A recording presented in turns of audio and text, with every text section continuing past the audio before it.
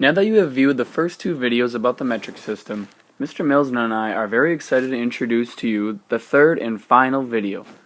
This particular video will discuss how measuring temperature is different in the metric system than our standard system of measurement you are used to, and the process of measuring volume. Oh, and the picture on the left here is not a good answer to put on a future test if you are ever asked to change centimeters to meters. So just keep that in mind. And yes, believe it or not, the picture on the right saying 30 degrees Celsius is hot is true. To begin with, we would like to introduce you to the practice of measuring temperature in the metric system. First of all, what device do we use to measure temperature?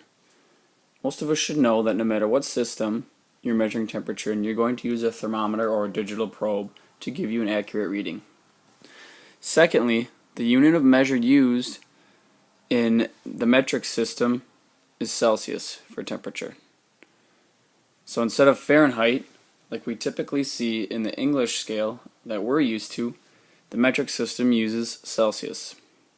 Now the way that is abbreviated and written is the same little degree sign that you use when you write Fahrenheit, but with a capital C instead of an F after it. This basically denotes degrees Celsius. So instead of writing degree F, please get used to writing degree C. Now on the bottom here you see a table comparing a couple different temperatures for 4 various parts of life that you may see. On the left is a metric system temperatures, and yes, they were listed here, but Mr. Mlsna and I decided that we would like you to figure those out, so I covered them, and I left a smiley face because we're mean. And on the right are the Fahrenheit temperatures. Most of us should know, hopefully, that the body temperature is typically 98.6. It's higher than that, you probably have a fever, so do something about that. But anyway, there are 2 formulas you need to know in order to convert from degrees Celsius to degrees Fahrenheit, or vice versa. In order to convert from degrees Fahrenheit to degrees Celsius, you will use this formula. C equals degrees Fahrenheit minus 32 times 5/9. So on the table you see up here, you are given 4 temperatures in degrees Fahrenheit. It is your job to convert those to degrees Celsius. In order to do that, you simply put in the 212 for the F, or the 32, the 72, etc., and you plug that through, and that's what you get for your degrees Celsius.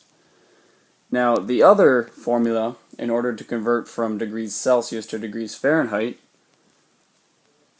is F equals degrees C. It's a pretty bad degrees sign, but hopefully you get the point. Degrees C times 9/5 plus 32. Again, it's the same process, but that's basically what you do. You should have these 2 formulas written down so you know how to use them and you have them for later reference. Lastly, one point of reference that we would like you to be aware of is the degrees Fahrenheit for particular aspects of life are going to be quite a bit different than certain ranges that you should compute. So for example, water boils at 212 degrees Fahrenheit.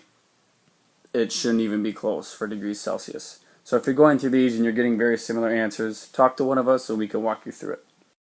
Now that you are somewhat familiar with the different temperatures in the metric system, you should be more comfortable understanding how degrees Celsius are different than degrees Fahrenheit.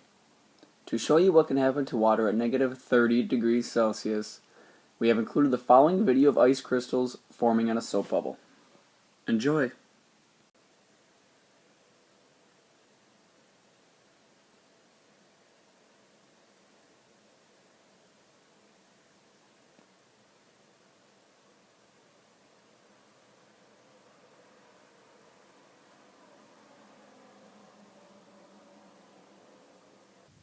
Now the final practice in the metric system Mr. Mlsna and I would like you to be familiar with is measuring volume.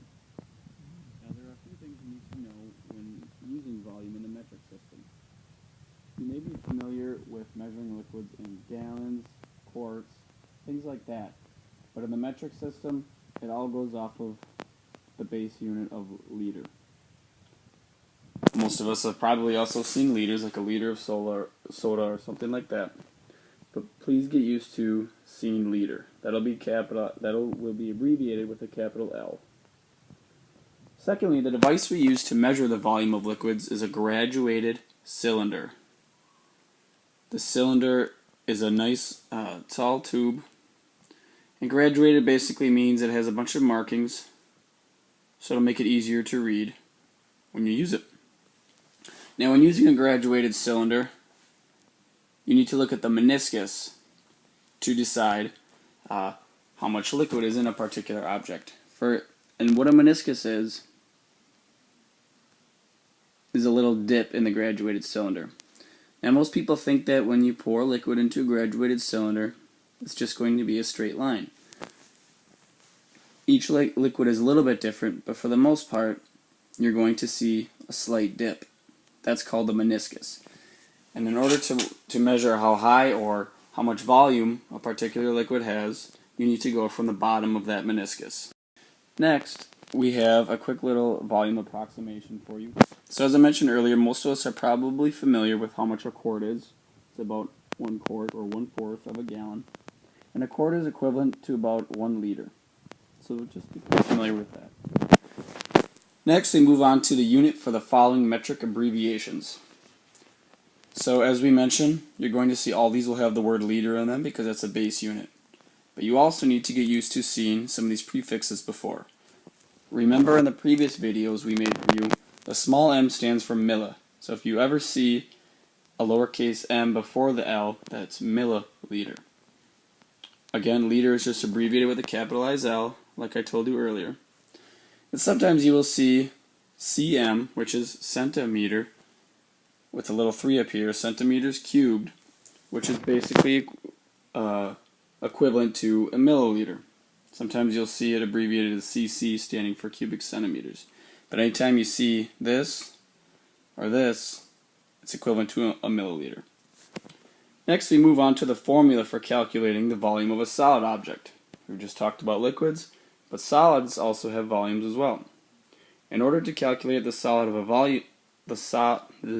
volume of a solid object, you take the length times the width times the height. So obviously you need 3 dimensions there. I'm going to try to quick draw a 3D cube for you. I used to be an artist in my free time, so it should be very good. That's awesome. But this could be our length, this could be our width, and obviously this would be our height. In order to find the volume of this object, you just multiply those 3 values. It's that simple. And we will continue to work on that. Another point of interest that you should keep in mind is the metric unit that we use for measuring the volume of a solid object.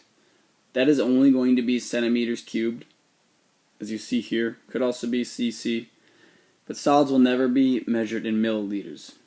So anytime you're dealing with the volume of a solid, please write it like this or this. Lastly, one term we'd like you to be familiar with is displacement.